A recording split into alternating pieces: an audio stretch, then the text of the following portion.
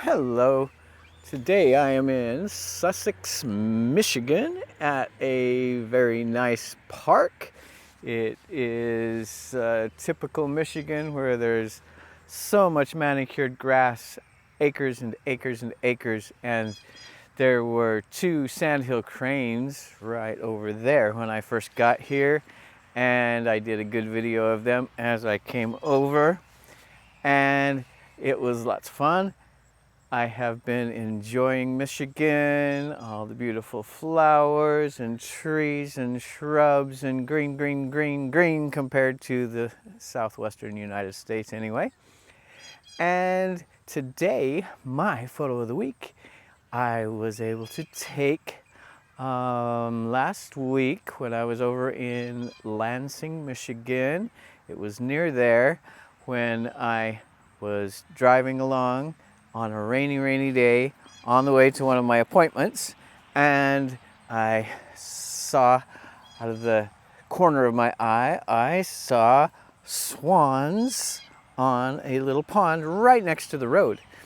And I noticed that it wasn't just full-grown swans, that there were some babies, like teenage babies, not brand new babies, but they still kind of look like ugly ducklings. And so I took the very next turn, pulled over, put my rain gear on me, and which includes a hat, a rain jacket, gloves. Then I put the rain jacket on, which is a piece of plastic that goes over my lens and my camera, set up my tripod, put it together, walked over to where the swans were, and I was right next to the road, and where their nest was literally 12 feet from the road, and they were just right there, just all of them just preening and enjoying the rain, because rain to them is fantastic. And then there was another one out in the water. I got some pictures of that one also.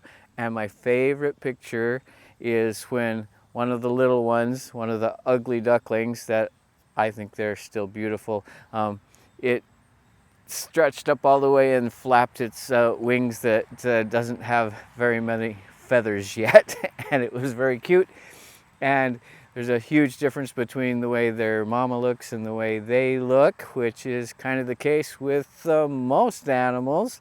Not all, but most. When they're young, they look different than when they're old. I know I looked much better when I was younger, I think, but maybe not. Maybe I look more wise with the beard. I do not know.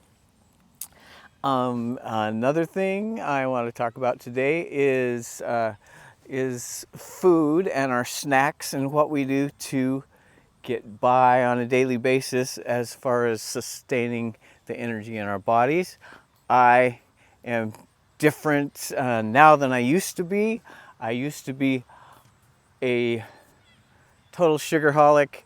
I did not eat well, and I didn't know better. I thought calories were calories, and whatever I ate was fine as long as I could still do the things I did.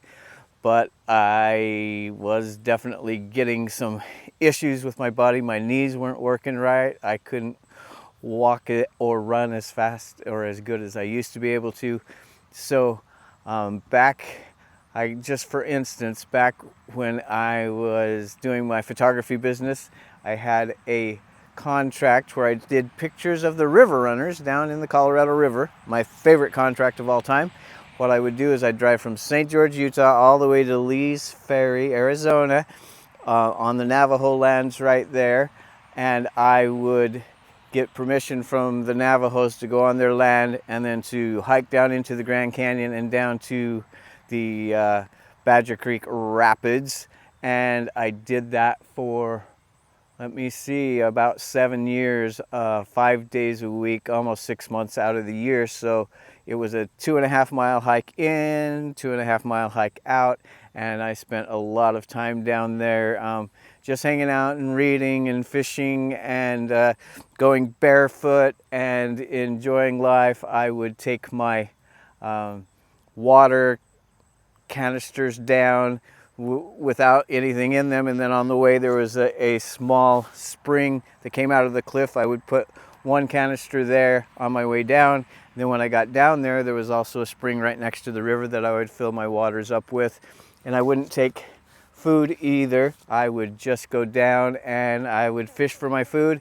And you can't build a fire down there, so I would catch my fish, I would gut out my fish, and then I would eat them raw. And it was delicious, and I never had any problems. And I would hike back out, so I had like the perfect water and the excellent food, I thought, for my sustenance. And then when I'd come back out, first thing I do is drive to the gas station at Vermilion Cliffs, and I would get what? Something good for me? No, I'd get a Mountain Dew or a Dr. Pepper and chips. That was my favorite snack back then. And no wonder I was getting a little bit overweight and I wasn't feeling very good, but I didn't know any better. And it's been about 4 years that I switched to only whole foods and to intermittent fasting. I generally finish eating at 5 o'clock at night, and then I start again about 10 or 11 in the morning. I haven't eaten yet, so it's 11:15 now.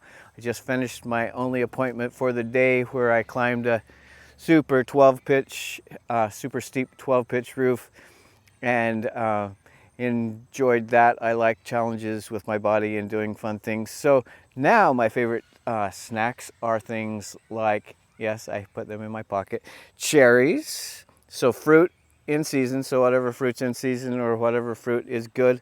So I get cherries, and then I eat nuts every day. My favorite nut is the macadamia nut.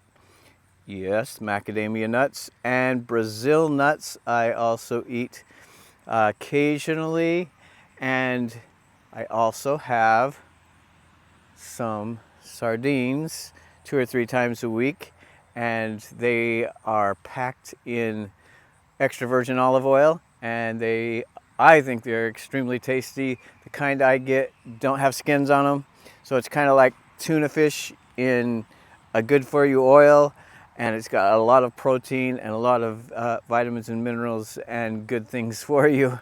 So I would suggest to anyone, if your snacks are like mine were for so long, chips and soda, switch to nuts and fruit. And don't forget to look at my pictures at brettjorgensenphotography.com, BrettJorgensen photography.com. Thanks for listening, and enjoy your day.